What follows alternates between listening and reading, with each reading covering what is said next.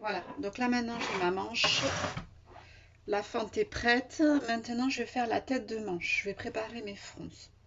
Alors la première chose sur laquelle il faut être vigilant quand on monte une manche, c'est tous les repères de montage qui sont indiqués sur le patron. Alors vous avez un repère pour le dessous de la manche, ce qui correspond, voilà, à la partie du dessous du bras. Donc vous avez un premier cran à ce niveau-là. Après, alors moi je l'ai tracé, mais vous pouvez faire aussi un cran si vous voulez. Mais c'est vrai que sur mon tissu, comme j'ai déjà beaucoup de trous, j'ai préféré tracer. Vous avez un cran de montage sur le devant de la manche, voilà, qui est à 8 cm. Voilà. Ça correspond au cran qu'il y a sur le devant du vêtement. Donc c'est vraiment important de le mettre.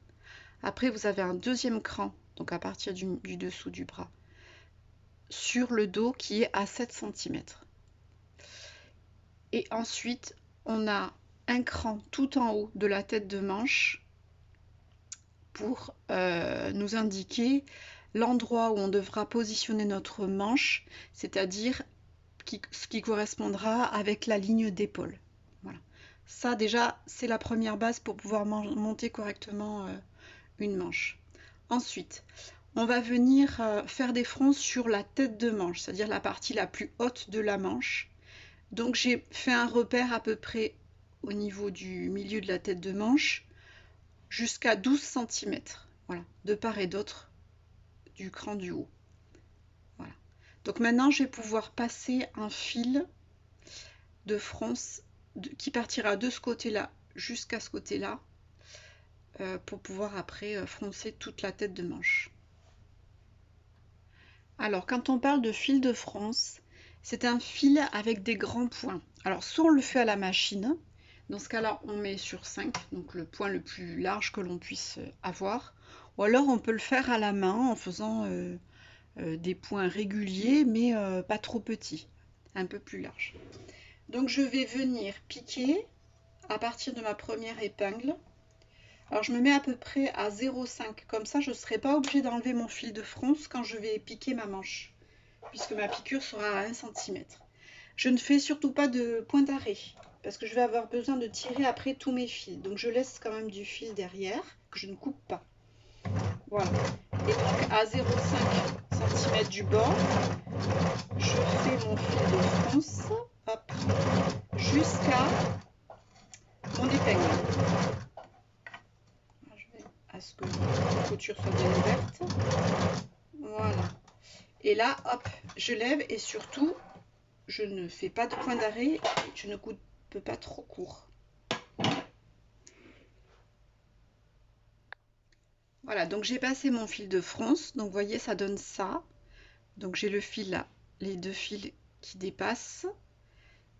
Jusqu'ici, j'ai bien refait le repère au niveau de ma tête de manche en haut, hop, jusqu'à l'autre épingle, avec mes fils qui dépassent. Donc, je vais enlever cette épingle là et cette épingle là.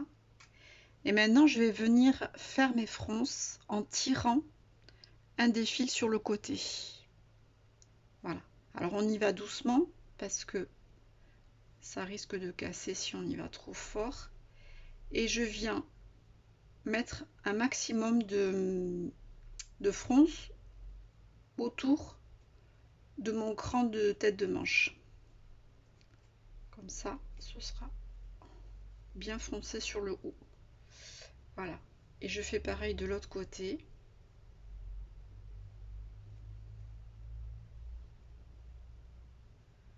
Comme ça, voilà. Alors, je fais pas de nœud pour l'instant parce que je vais venir voir ce que ça fait sur la manche.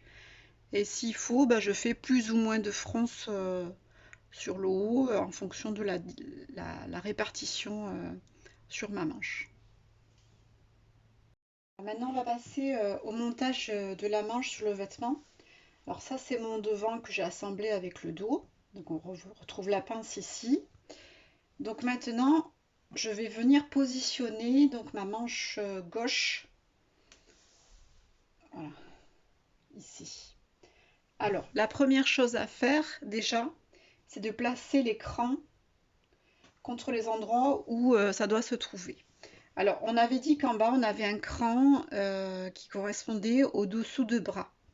Donc, c'est cette ligne-là qui va devoir être raccordée avec ça. Voilà.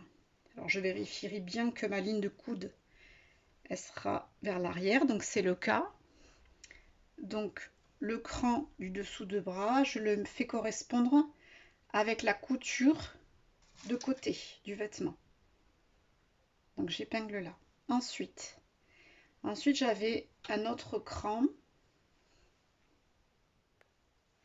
sur le devant. Après, on a un autre cran qui se situe à 7 cm de là. Donc ça, c'est le devant, ça, c'est la manche gauche. Donc je vais venir épingler ce cran-là contre celui-là.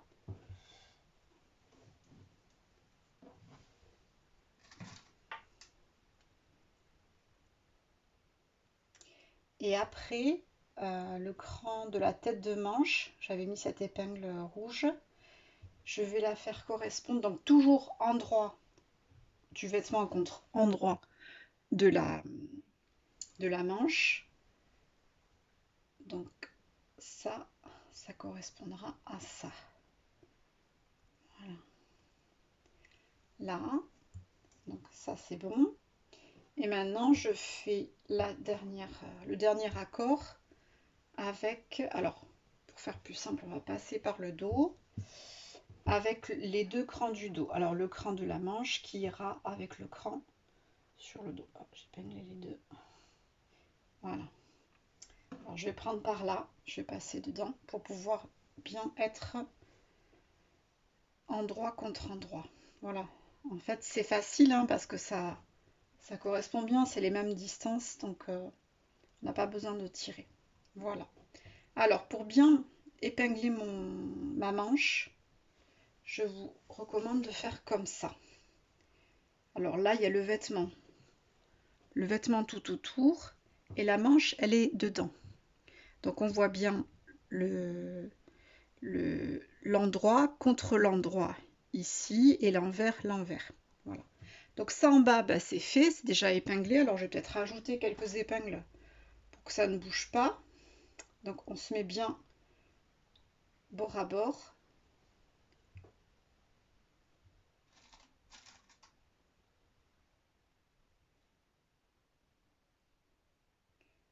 Voilà. Alors maintenant, pour pouvoir répartir correctement mes fronces, je fais comme ça. Là, c'est l'intérieur de la manche. Hein. Là, je vais continuer bord à bord. Il n'y a pas besoin de faire de fronce. Hop. Voilà. Et à partir de ce niveau-là, bah, je fais quelques fronces que je concentre surtout sur la tête de manche, c'est-à-dire le plus près de l'épingle rouge. Voilà. Et je vais faire pareil de l'autre côté.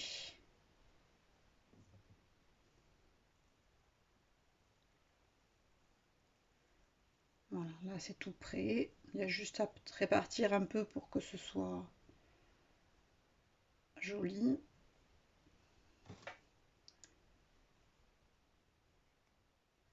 Voilà. Alors maintenant, je vais vous montrer comment on bâtit une manche. Parce que c'est vrai que la difficulté quand on monte une manche, c'est à la fois de gérer, par exemple, les fronces là, et de gérer aussi la marge de couture qui doit toujours être de 1 cm. Et c'est vrai que si on n'y fait pas attention, on peut facilement avoir des marges de couture qui changent, qui sont plus grandes que 1 cm, et au final, ben, notre couture ne sera pas bien droite, ce ne sera pas joli au montage. Donc moi, je vous recommande de bâtir votre manche pour qu'après, ce soit plus facile de respecter les valeurs de couture parce que tout le reste sera bien maintenu. Je suis prête à bâtir. Voilà, donc j'ai mis du fil sur mon aiguille, j'ai mis mon dé sur ce doigt-là et j'ai fait un nœud, voilà, juste sur un côté. Donc pour bâtir, on va prendre le bas de la manche, donc cette partie qui correspond à la couture du côté du vêtement. Et je vous recommande de bâtir en biais, comme ça. Je vous montre.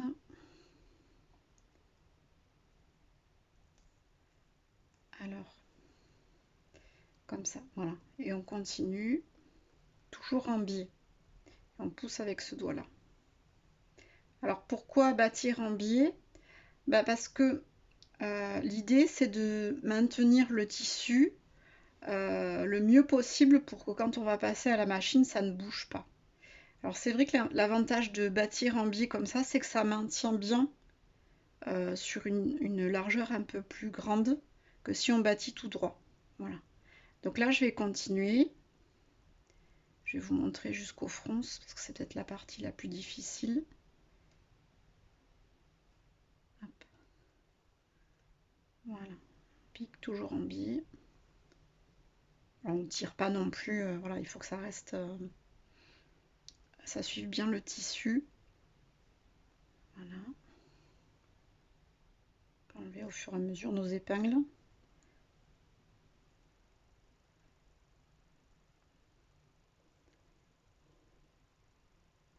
Voilà. Donc là, je vais arriver à la partie un peu plus difficile. Je vais resserrer un peu mon bâti, peut-être pour que ça me maintienne vraiment bien. Alors là, je fais attention, ça dépasse un peu, donc je me mets bien bord à bord. C'est le but hein, du bâti, hein, justement, pour qu'après, ça soit bien bord à bord. Hop, je tire un peu. Et je continue, et je passe sur mes fronces.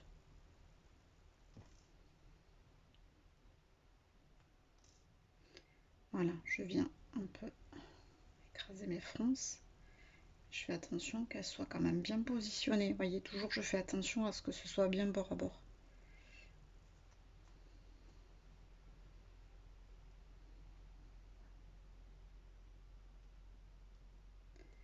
Voilà, pour le bâti. Donc on fait tout le tour de la manche comme ça.